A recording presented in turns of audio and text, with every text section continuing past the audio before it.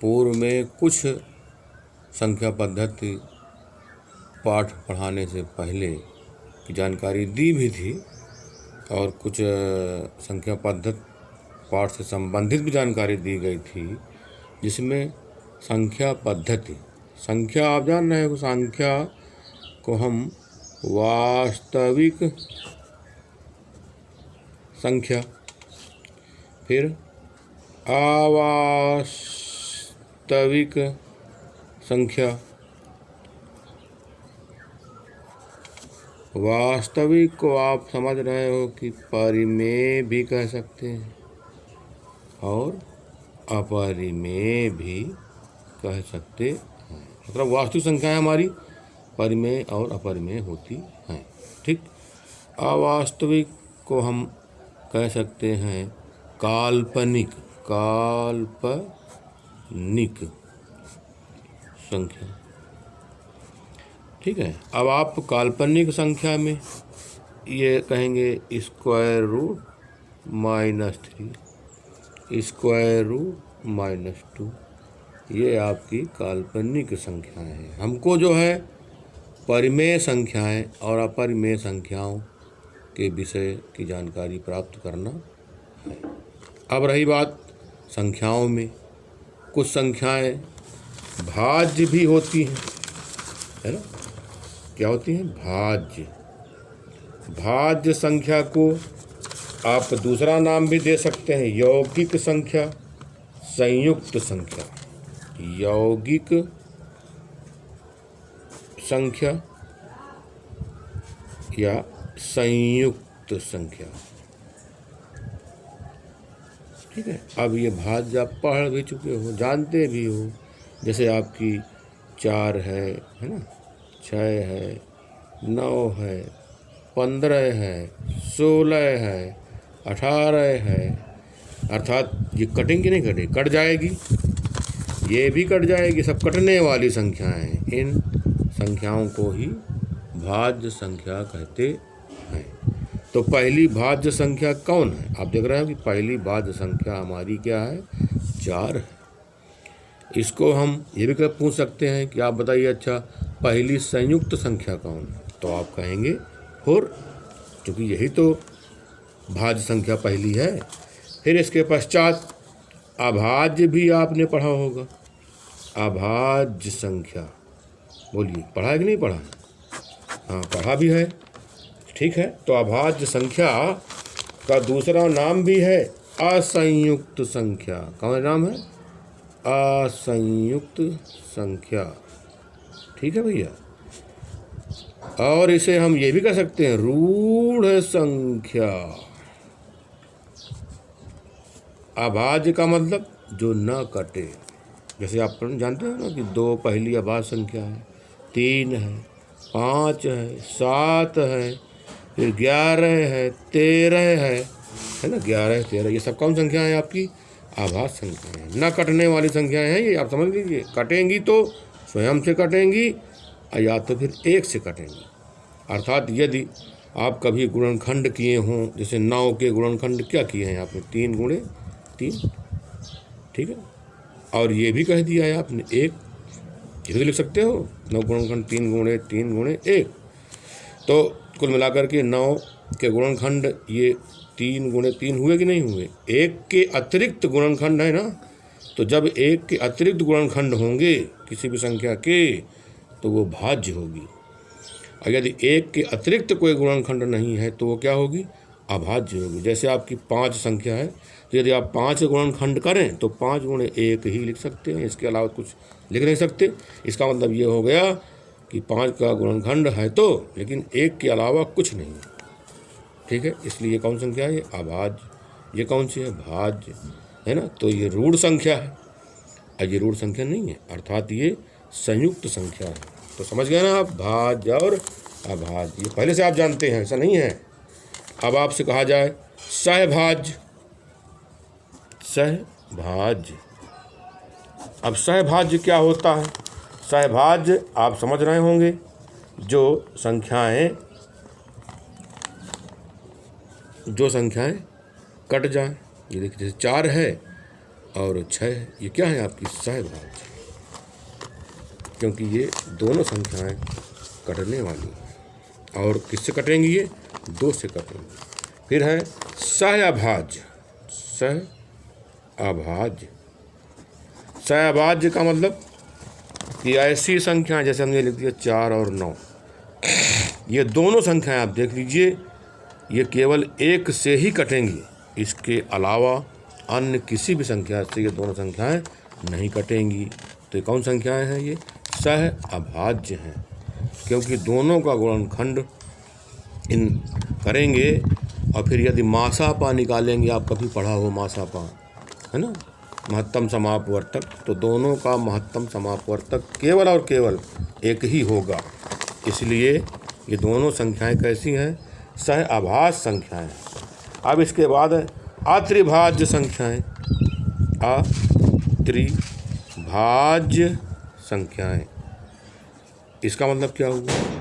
अत्रिभाज्य संख्याएं जैसे आपका 8, 9, 25, ये भी वही बात है, ठीक।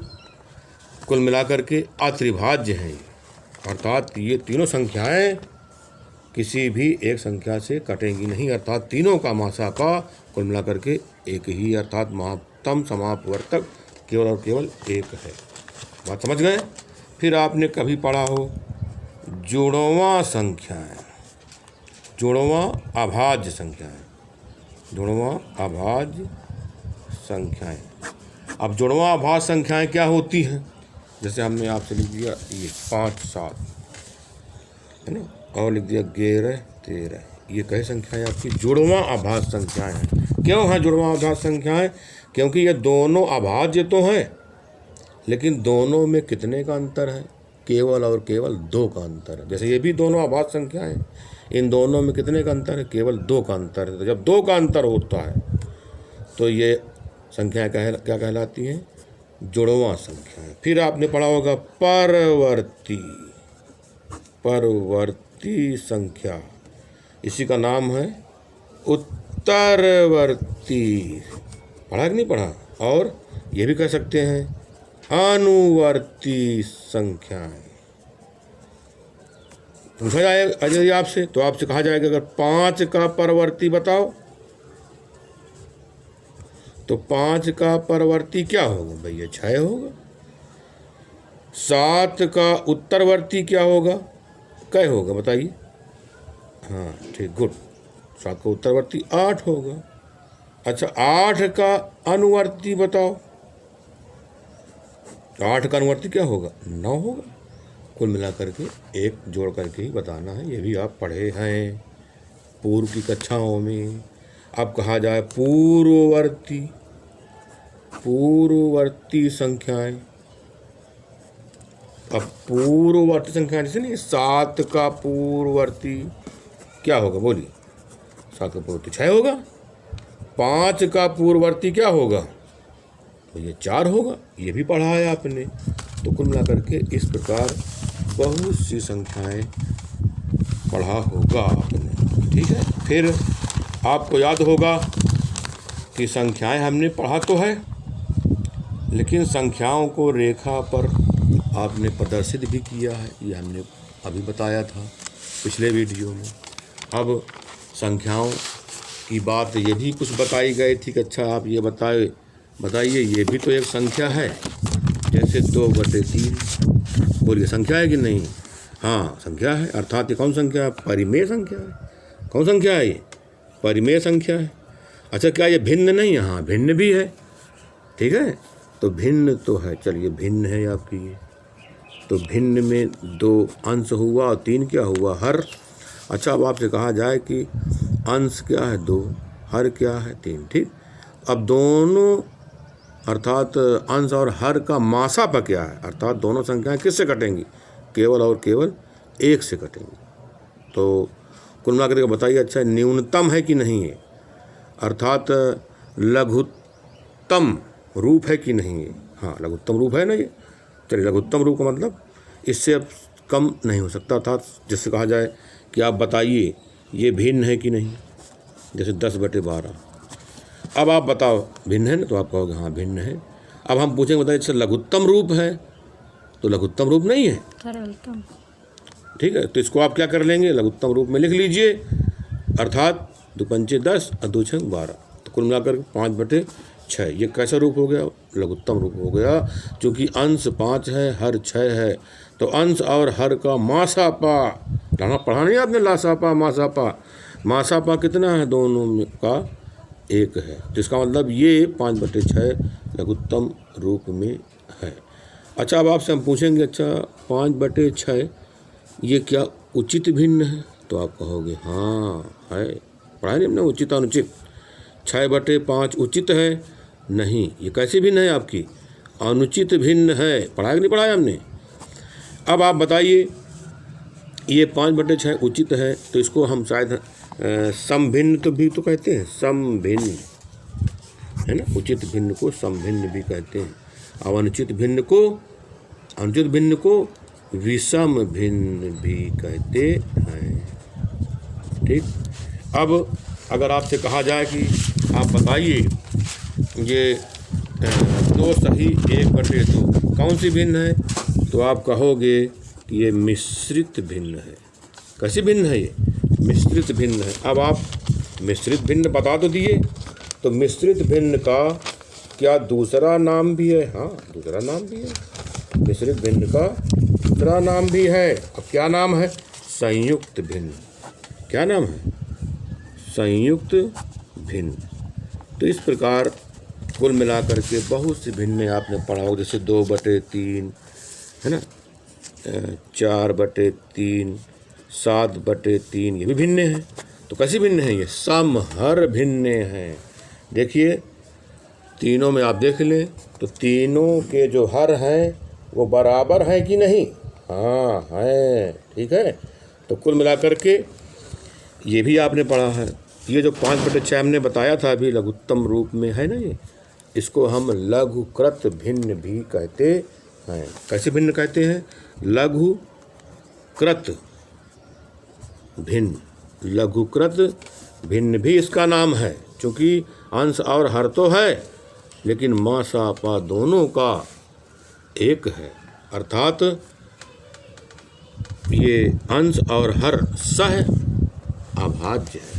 क्या है ये, सह अभाज्य है। तो कुल मिलाकर के आपको हमने जो बताया उसके विषय में कुछ जानकारी आपको प्राप्त हो गई होगी। अब आप हमको ये बताइए, क्या आपने ये भी कभी सुना है कि तंत्र अर्थात पद्धति है ना, सिस्टम माने पद्धति है, नंबर सिस्टम, पाठ का नाम क्या पढ़ाना है हमको, नंबर सिस्टम अर्थात संख्या पद्धति। तो संख्याओं के विषय में हम जानकारी दे दी है आपको। और सिस्टम मतलब होता है, मैं आप समझिए तंत्र, अर्थात कौन सी ऐसी विद्या है, ठीक है, ऐसी कौन सी पद्धति है कि हमने 2 कहा कि आप बताइए 2 + 3, तो आप क्या कह रहे हैं, तुरंत आप कहेंगे 5। तो ये आपने किसी टेक्निक का या किसी सिस्टम का प्रयोग किया होगा, तभी तो आप कह रहे हो 5 या 5। तो हम पूछेंगे अच्छा ये बताइए आपने किस सिस्टम का प्रयोग कर दिया, कौन सी पद्धति आपने अपना लिया, तो आपको पद्धति बताना पड़ेगा। तो आप क्या बताएंगे, आप बताएंगे कि आचार्य जी इसमें कुल 2 पद हैं। हम कहेंगे क्यों 2 पद हैं, तो आप बताओगे कि 3 का जो चिन्ह है वो धन है, और 2 का चिन्ह जो है वो छिपा हुआ है, लेकिन उसको हम धन कह सकते हैं या धन कहेंगे। तो कुल मिलाकर के कितने पद हो गए, 2 पद हो गए। तो दोनों पदों में आपने देखा कि चिन्ह दोनों पदों के क्या हैं, प्लस हैं। तो प्लस चिन्ह क्या होते हैं, जुड़ते हैं घटते हैं, जुड़ते हैं। क्यों, क्योंकि हम जानते हैं कि समान चिन्हों को हम लोग जोड़ते हैं। क्या करते हैं, समान चिन्हों को जोड़ते हैं। अब अगर ये कहा जाए +3 -3, अब आप बताइए खुद ही कि दोनों के चिन्ह अलग अलग हैं कि नहीं, तो आप कहोगे यस अलग अलग हैं। तो फिर कुल मिलाकर के जोड़ों की घटाएंगे, क्यों, क्योंकि दोनों के चिन्ह क्या हैं, विपरीत हैं। अरे एक पद का चिन्ह धन है, एक पद का चिन्ह ऋण है, तो दोनों के चिन्ह कैसे हुए, विपरीत। और इसमें दोनों के चिन्ह क्या हैं, समान है, तो जोड़ दिया आपने। जैसे -3 -3 कितना आएगा -6। क्यों? क्योंकि चिन्ह दोनों के समान है, तो समान चिन्ह क्या जुड़ते हैं। ठीक है, तो ये चिन्ह आपको याद रखना पड़ेगा कि समान चिन्ह जुड़ते हैं और विपरीत चिन्ह घटते हैं। अब ये भी ध्यान रहे, जैसे मान लीजिए हमने लिख लिया +15 -3, तो चिन्ह कैसे हैं? अलग अलग हैं, विपरीत हैं। तो बताओ जोड़ोगे कि घटाओगे? तो आप कहो घटाओगे, तो 15 से 3 घटा लीजिए, कितना आ जाएगा 12। लेकिन चिन्ह याद रहे, चिन्ह कौन सा लगेगा? जो पद बड़ा हो, अर्थात 15 बड़ा है तो इसका चिन्ह क्या लगाएंगे? प्लस। ठीक है, तो कुल मिलाकर के आपने ये सिस्टम बना लिया, ये पद्धति आपने अपना लिया और आपने बता दिया। ठीक है, अब इसके आगे अब जोड़ना हो गया, घटाना हो गया। अब आप देखेंगे कि भाग भी देना है। 1/2 में आप भाग देंगे किसका? 3/4 का। अब जब भाग देते होंगे तो पढ़ा होगा आपने कि 1/2 में 3/4 का भाग देना। कैसे भाग दोगे? तो कुल मिलाकर के 1/2, तो इसी प्रकार लिखोगे, जहाँ भाग है वहाँ का चिन्ह लगा दो, गुणा का।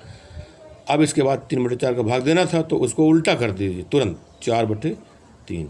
इस प्रकार 1/3 में 3/4 का जब भाग दोगे तो जिससे भाग दोगे अर्थात भाजक, उसको उल्टा लिख दिया जाएगा गुणा लगा करके। अब अंश का गुणा हो जाएगा, 4 × 4 और 2 × 6। अब कुल मिला करके इसको सरल कर लीजिए, अर्थात लघु कृत भिन्न बना लीजिए। 2 दूनी 4, 2 × 6, तो 2/3। तो कुल मिला करके ये भाग भी आपको आ गया। तो इसमें आपने किसी सिस्टम का प्रयोग किया है। ठीक है, तो ये सिस्टम है, ये सिस्टम आपको जानना पड़ेगा और मालूम भी है पहले से। ठीक, इसके आगे का कार्य कल हो या अगले दिन होगा। धन्यवाद।